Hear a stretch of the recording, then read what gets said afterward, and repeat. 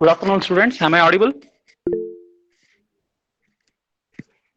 Okay, so I'll just continue with the module one. That is rules of inference. Okay, so I think in the last class I have introduced the rules of inference for you, and I have told there are 5 rules, right? And I think we have solved few problems also in that, right?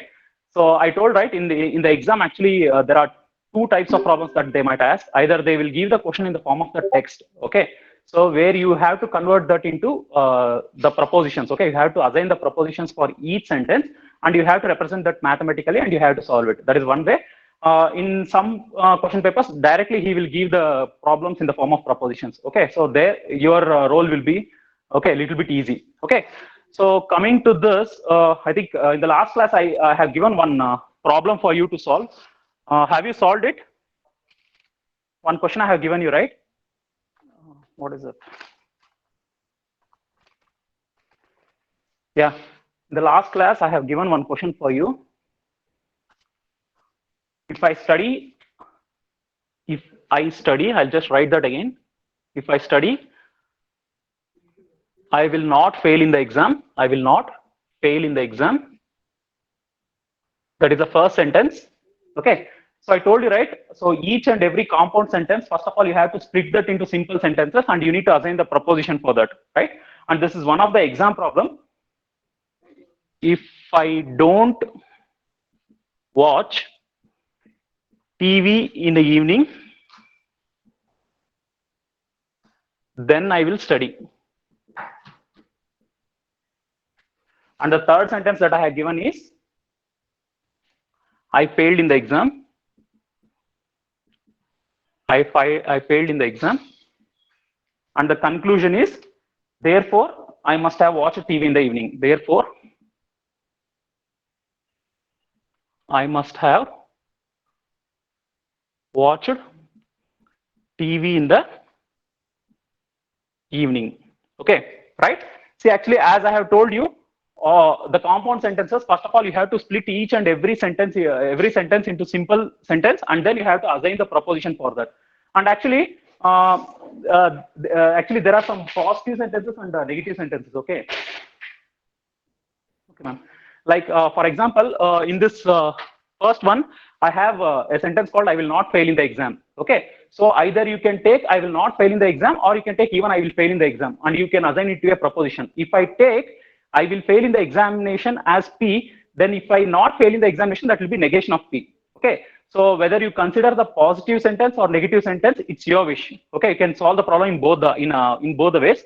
Okay. So the first one, and one more thing I told you, if I have the words like if then I have to use the conditional.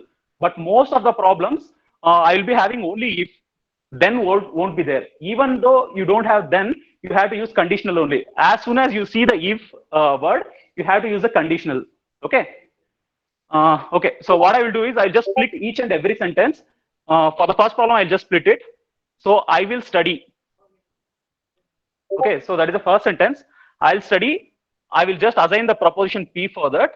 So I will not fail in the examination. Okay. So what I will do is whatever the sentence that he has given in the question, same sentence I will take as it is. Okay. So I won't differentiate it as positive or negative. Whatever is there in the question, directly I will take it in the same way. Okay. So I will not fail in the exam. Whatever the sentence that he has given, I will not fail in the exam. This I will take it as Q. Fine. So next. If I don't watch TV in the evening, I don't watch TV in the evening. This I will take as one more sentence. I don't watch TV in the evening. Okay, students. Actually, almost if I complete this problem, out of the six or see, actually I told you right in the module one. So in some question papers he will ask 6 questions. Okay, in one ABC, 2 ABC, or in some question papers he will ask 1 ABCD, 2 ABCD. Okay, so if I cover this topic, that is rules of inference, almost you can attend 70% of the questions in module one. Till rules of inference only. If he gives only 6 questions, at least 4 questions will be there on till rules of inference only. The next 2 topics, that is open statements and direct and indirect method, hardly he might ask 2 problems or even only 1 problem. Okay, but till here, whatever the topics that we have completed, definitely you will get at least 70% of the questions. Okay, and one more thing, on this rules of inference. So in the coming class, when I discuss the question papers, you'll get to know at least one question paper will, at least one question will be there. And in some question papers, actually, they will ask even 2 questions on the rules of inference. Okay, so this is one of the most important topic. So please try to focus. Okay, so the sentence that I have taken is, I don't watch TV in the evening. That I have taken as R. Next, next I have, then I will study. But I will study, I have already taken. Okay, so redundancy is not allowed. And the third sentence is, I failed in the exam. Okay, so I will not fail in the exam, that I have already taken. I have taken it as Q. Okay, so no need to write a separate proposition for this one. Okay, because I failed in the exam, I can take with the same proposition. Instead of Q, you can take it as negation of Q. The meaning will be same, right? So the last one is, the conclusion is, I must have watched TV in the evening. Okay, so I don't watch TV in the evening. Already I have taken it as R. So if I watch TV in the evening, that will be negation of R. No need to write a separate proposition for that. Okay, so with whatever the propositions that I have assigned for the sentences, so let me see whether I can represent this in mathematically or not. Okay, so now first I will convert the sentence. Okay, so the first sentence is, if I study, then I will not fail in the exam. I'll study is P. Okay, so then I will not fail in the exam, it will be Q. And since I have if I have to use conditional. So this is the first compound proposition. And the second one is, if I don't watch TV in the evening, then I will study. Okay, so if I don't watch TV in the evening, that will be R. Then I will study. R implies P, right? So the third one is, I failed in the exam. So I will not fail in the exam is Q. But the third sentence is, I failed in the exam. So this will be negation of Q. And the conclusion is, I must have watched TV in the evening. So the thing is, if I don't watch TV in the evening, that is R. But if I have, it is like I must have watched the TV in the evening. So this will be negation of R. Okay.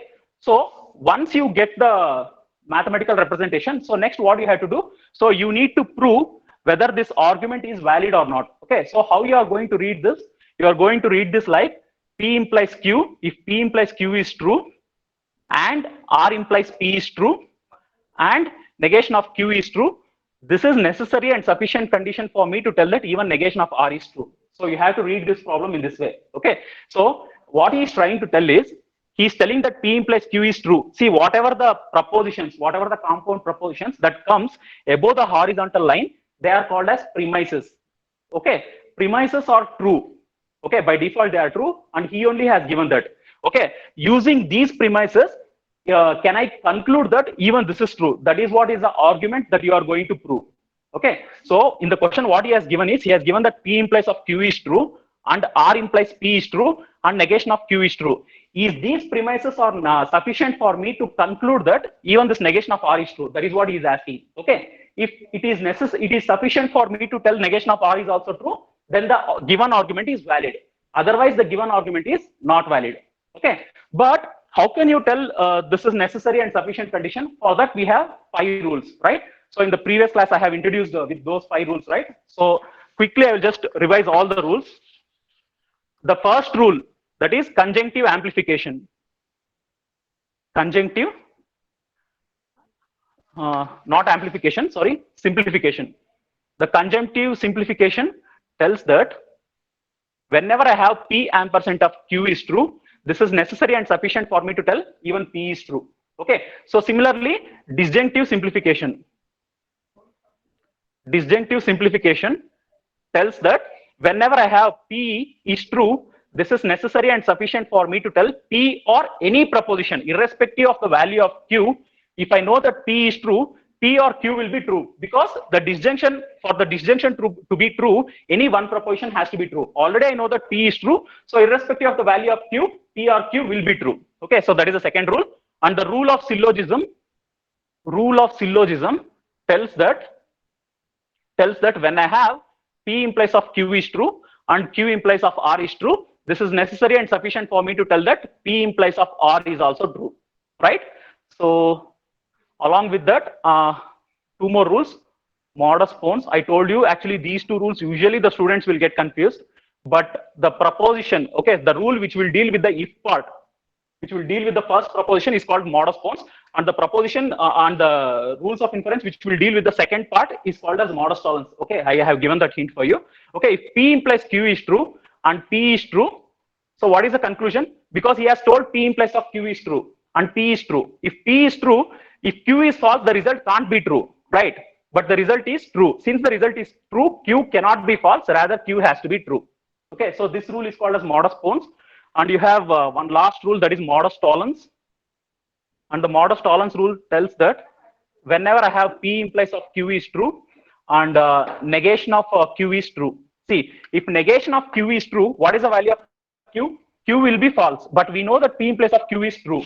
Since P implies of Q is true, this P cannot be true. Rather, it has to be false. Because false implies of false will be true. But true implies of false will be false itself. Okay. So I can conclude that P should not P should be false here. If P is false, what is true? Its negation will be true. Okay. So I told you all these 5 rules you have to remember if I have to solve the problems on rules of inference.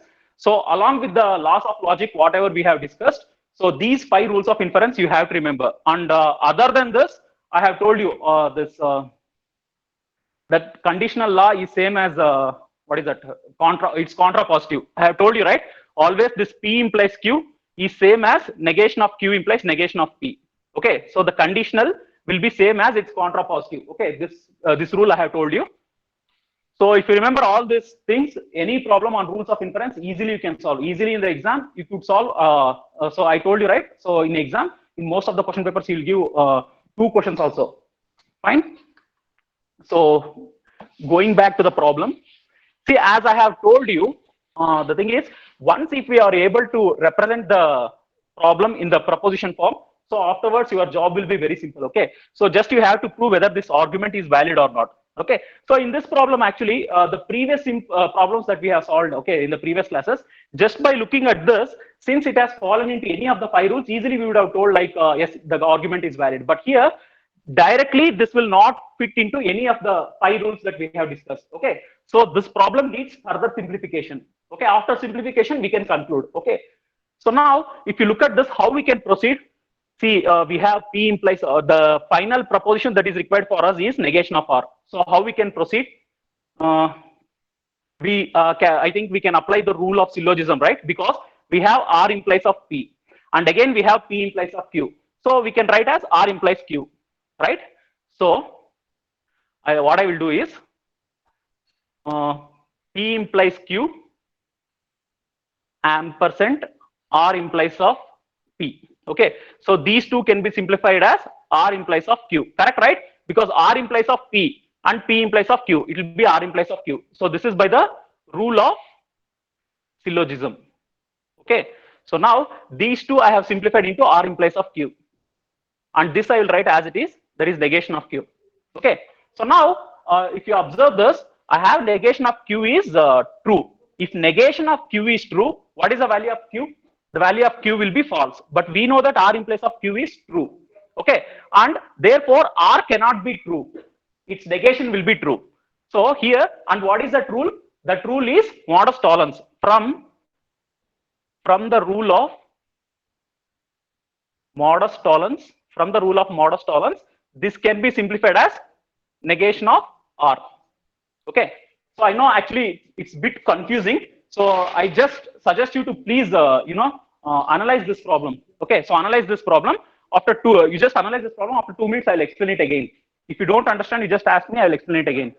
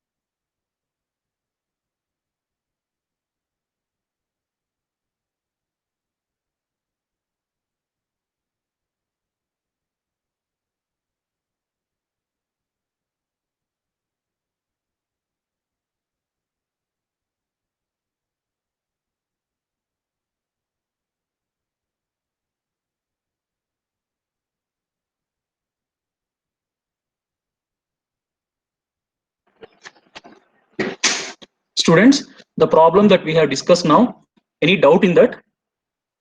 Because it's very important, each and every problem that I solved today, so I have picked up those problems from the question paper only. Okay, so if you don't understand this problem, next problem you cannot understand. So if you have any doubts, you can ask me again.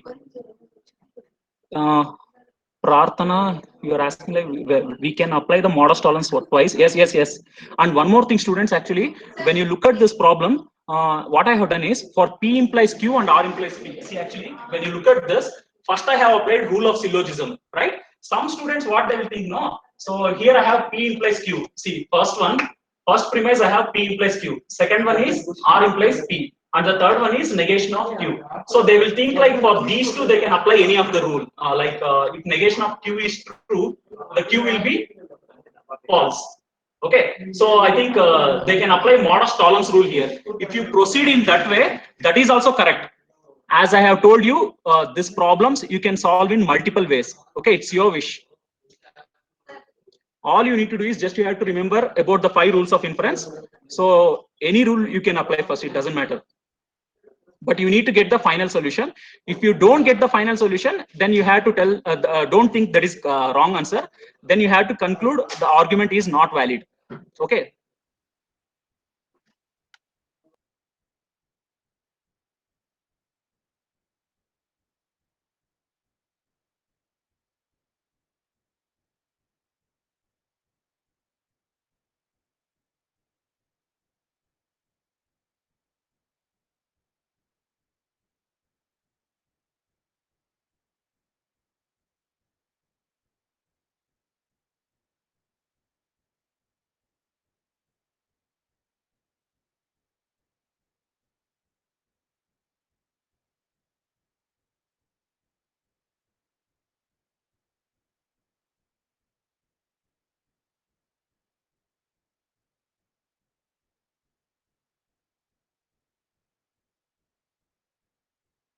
Okay, students, should I explain this again or can I go to the next problem?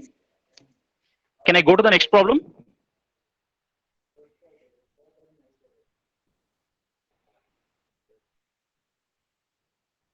Okay. Okay, I'll just explain once again. Okay. See, actually, as I have told you, whatever the compound sentences he has given, first of all, you have to split that into simple sentences.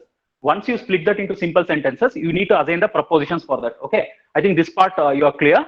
So based on this, whatever the sentences that I have here. Okay. So actually, the thing is in the question, you have the repeated sentences. Okay. For that, no need to write the propositions twice. Okay, for the positive and negative, you can use the same proposition. Just by using the negation, you can use the same proposition. Okay, so based on this, we have only 3 sentences here, right? So for these sentences, I have assigned the proposition. And what I have done is, the text, whatever he has given, so that I have written mathematically, just by using the propositions I have written. Okay, so now, in order to prove whether this argument is valid or not, what I have done is, so these are the premises that I have. P implies Q, R implies P, negation of Q, using which I need to conclude even the negation of R is also true. Okay, so based on this, what I have done is, so if you see the first 2 premises, okay, I have R implies of P and P implies of Q. So this can be written as R implies of Q. That is by the rule of syllogism, right? So by the rule of syllogism, thus this I have simplified into R implies of Q. So this part I have simplified into R implies Q. And the third premise, negation of Q, I have written as it is, right? So after that, what I have done? So if negation of Q is true, what is the value of Q? Q will be false, right? And we know that this premise is true. Since this premise is true and the Q value is false, R value cannot be true. If the R value is true, true implies of false, the result will be false. But that should not happen because this is a premise and already we know that it is true, right? So since Q is false, R cannot be true, rather its negation will be true, negation of R. In fact, whatever the things that I'm telling now, it is according to the modus tollens rule, right? So from the modus tollens rule, I can conclude that negation of R is true. And that is what is the required conclusion, right? See, actually, as I have told you, this kind of problems, you need practice. Okay, so only with the practice, you'll understand. Fine. So let us solve more problems on this. Fine. Okay, so next I will write one more question. Usually, and this is one of the exam problems, usually the questions will be very lengthy. by looking at that, you will think that it is very tough, but trust me. So once if you split that compound sentences into simple sentences, the problem will be very easy for you. Okay. So, so let me write this question first. So this is very lengthy question.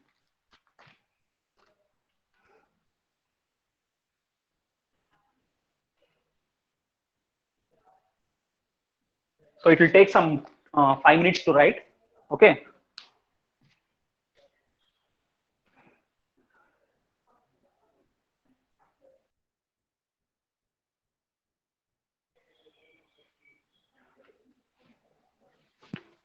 I, for those, if the board is not visible for you, I will read the question also. So parallelly, you should be able to note down the sentences. If the band could not play the rock music, if the band could not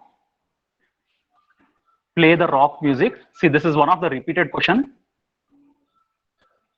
But the thing is, when you are converting it to propositions, mathematical proposition, you have to be very careful. Okay, so you have to read the question properly. Sometimes more than two sentences will be combined together. Okay, for a single premise, so he will combine more than two sentences. In that case, so you have to be very careful when you are applying the propositions. Okay, the band could not play the rock music, or refreshments not served, refreshments not served on time, on time. Then the New Year party, then the New Year party will get cancelled. Party will get cancelled. Party will get cancelled. And Alaika would get angry. And Alaika would get angry. See, actually, if you observe this, this looks like a passage. All these four sentences together you have to consider. You just try to read this. If the band could not play the rock music, or the refreshments not served on time, or the refreshments not served on time, then the New Year party will get cancelled and Alaika would get angry. Okay, actually there are four sentences, and all four sentences you have to take it together. Okay, so that will be the first premise. Next, if the party, and the second one, if the party is cancelled, then if the party is cancelled, then refunds would have to be made. Then refunds would have to be made. Okay. Next sentence, no refunds were made. No refunds were made. Next, therefore,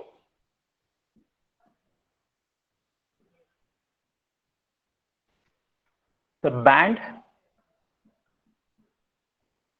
would have played rock music.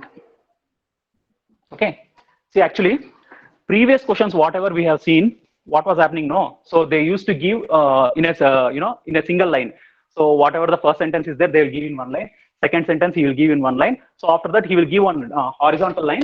So then with the therefore symbol, so he will give one sentence.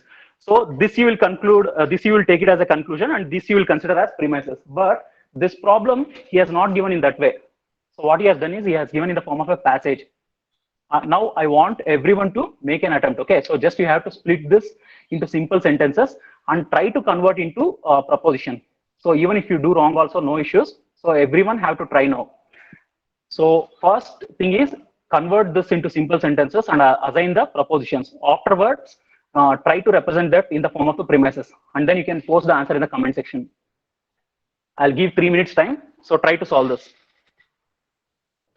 I'm not asking you whether this argument is valid or not. So just try to convert this into proposition form. So now everyone should try.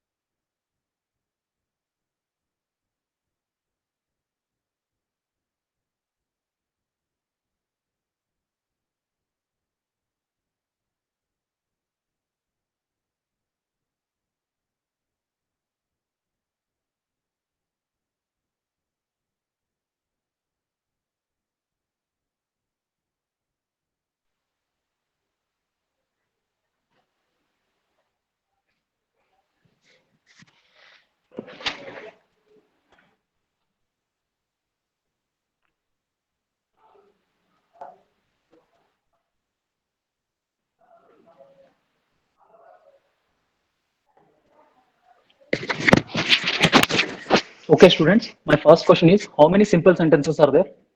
So how many propositions are required for you to solve this problem?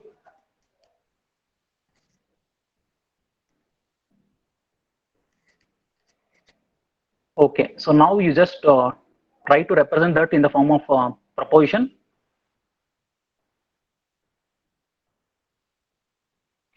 Do the mathematical representation and put in the comment section. Especially the first sentence, first compound sentence.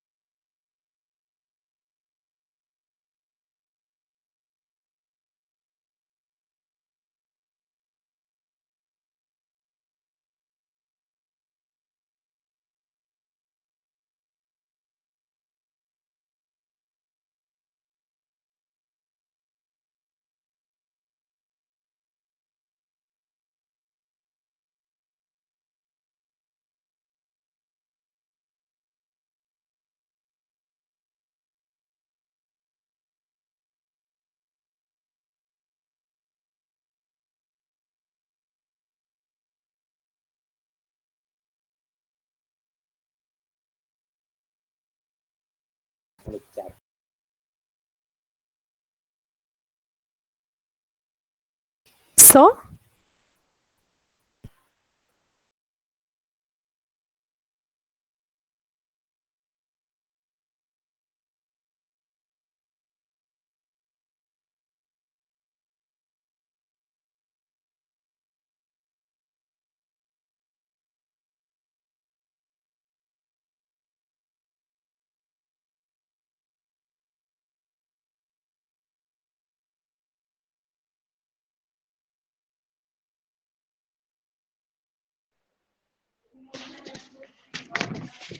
Okay. Sorry, students. Uh, See, what I have done is I have just represented that compound sentences into the proposition form. Okay. So for that, the first one, the first premise, we had four sentences. So based on that, I have taken P or Q implies R ampersand of S.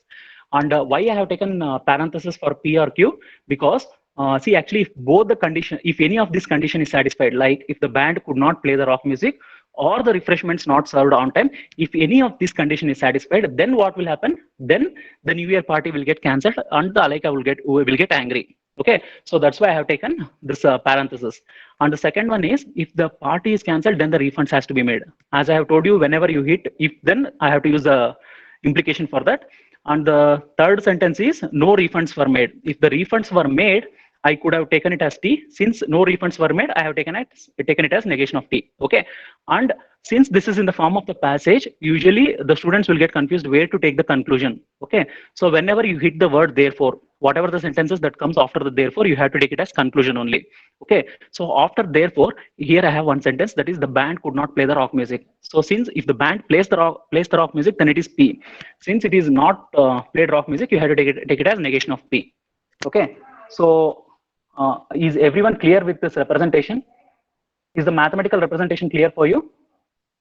Once if you do it correctly, then solving the problem will be very easy. Okay. So here he has given this premise is true, this premise is true, and this premise is true. Using these three premises, now I need to conclude this negation of P is also true. Okay. Students, first of all, is it clear till here? Is the mathematical representation clear for you?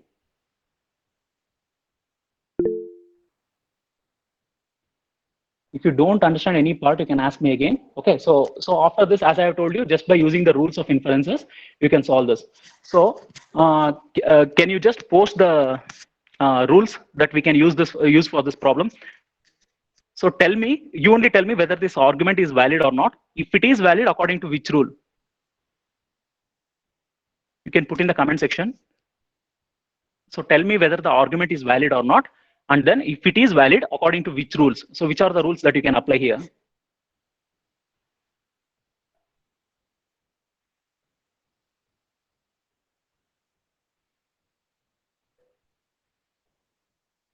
Okay, so don't worry. So I'll just solve it. See, here we have three premises. Always you have to look at the final conclusion. The final conclusion that is required for me is negation of P. Okay, so I need only P. I need to eliminate Q, R, S, and T. Okay, so now if you look at the second and the third premise, okay, so this is the first one, this is the second one, and this is the third one. So if you look at the second and the third premise, so you can apply modus tollens rule here, right? So when you apply the modus tollens rule for these second and three, what will happen? So what I will do is in the step one, so from the premises 2 and 3, from the premises 2 and 3, so you can just apply the modus tollens rule. And when you apply the modus tollens rule, this can be simplified as, so R implies T is true and negation of T.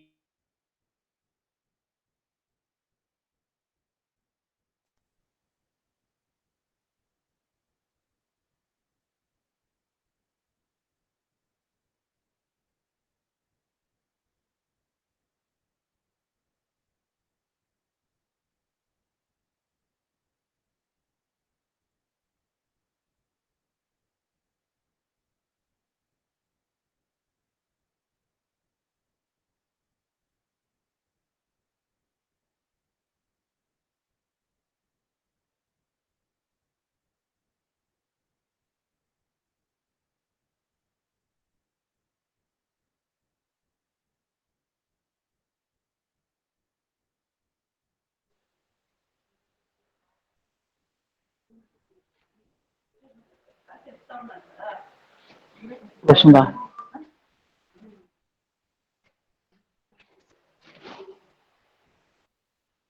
Okay. Okay, students. So as I have told, from the second and third premise, if I apply the modus tollens rule, the conclusion that I get is negation of R. Okay. So now first premise I will write as it is in the step 2. So first premise I will write as it is, that is P or Q implies R ampersand of S, and this one, okay, this part whatever I have got, I'll take it as it is, negation of R. Okay. So now what I will do is, in the step 3, see what I need is I need to eliminate this part. Okay, so what I will do is, so whatever the first premise is there, that I will write as it is, P or Q implies R ampersand of S. So for this negation of R, I will apply the disjunctive amplification. See, you know the rule of disjunctive amplification, right? So it tells that if I know this proposition is true, irrespective of the value of the second proposition, if I perform the disjunction, always the result will be true itself. Okay, so based on this, I will just perform or negation of S. As I have told you, I don't know the value of negation of S, but if I perform the disjunction with the negation of R, always I will get true, because for the disjunction, any one proposition has to be true, right? So now this negation of R, if I know negation of R is true, I can also write negation of R or negation of S is also true. This is from the rule of disjunctive amplification, right? See, we are getting close, don't worry. So now what I will do is, see, actually what I am trying to do now, I need to eliminate this second part. Okay, so I'm just trying to work in that way. So this P or Q implies R ampersand of S is there. So here from the rule of if I take the negation common, what will happen? If I take the negation common, so this disjunction will become amplification, right? So this will be written as R ampersand of S. Okay. So now you just try to observe this. This is in the form of P implies Q ampersand of negation of Q. Okay. So you just consider this as P implies Q, and this will be negation of Q. And as you know, this is as per the rule of modus tollens. So from the modus tollens rule, so now I can conclude that. So what I will do is this, I will take it as step 4. So in the step 5, so from the modus tollens rule,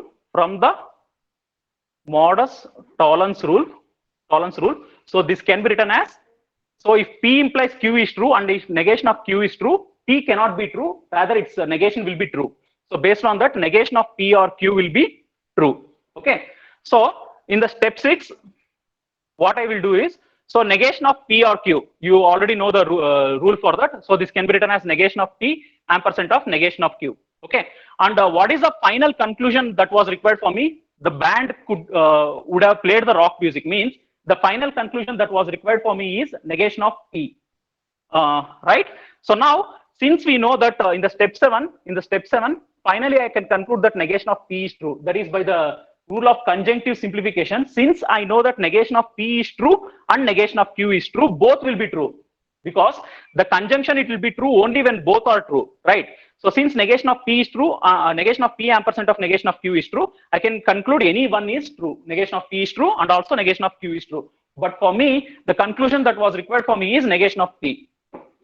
See, actually, the board place was not sufficient. So actually, I have explained it, but I don't know whether you have understood that or not properly. Any doubts in this? So Chetan, he is asking, sir, can I take 3 propositions like P, the band could play the rock music, Q, the New Year party will get cancelled, or refunds has to be made? See, only 3 if you take, what about Alaika would get angry, and what about the party will get cancelled? So those 2 sentences you will skip, right? Chetan, are you getting my point?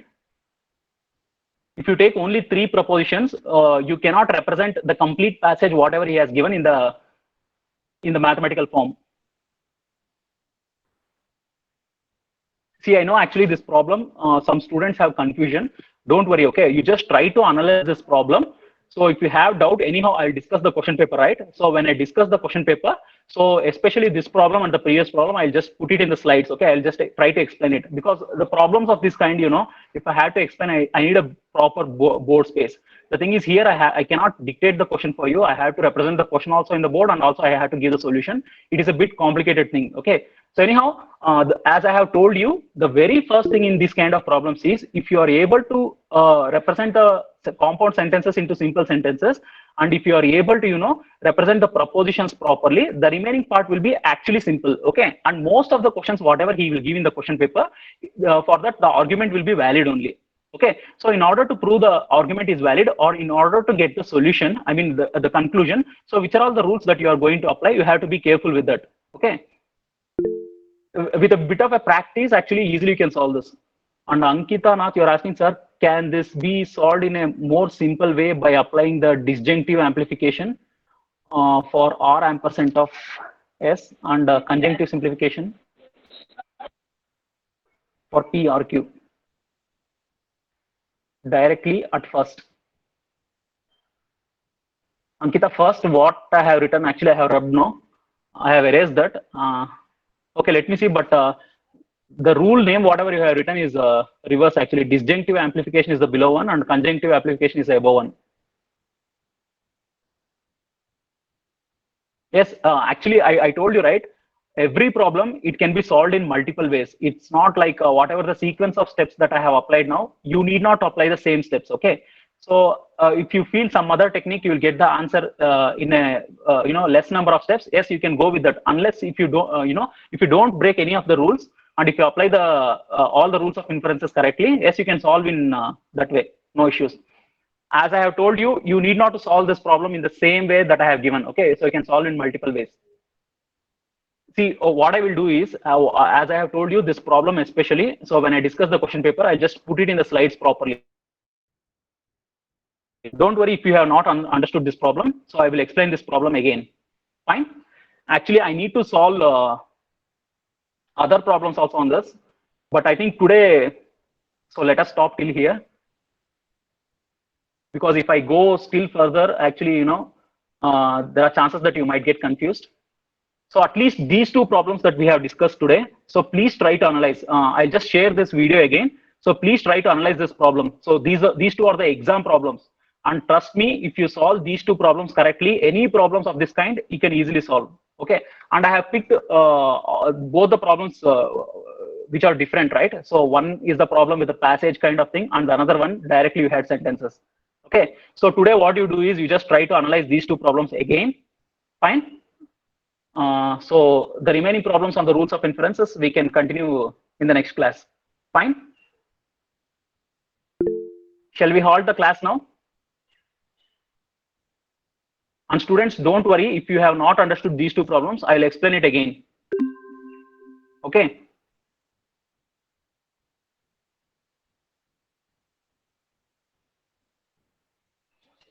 Okay. Fine, ma'am. Okay. Okay. Attendance. Okay. Okay, students. So now you can log out. And one more thing, if you have any doubts, now you can ask. You can just switch on, no need to type anything. You can just directly switch on the mic and you can talk. But my suggestion is, as I have told you, please try to analyze the problem. Please try to analyze the problems, and then we can discuss this again.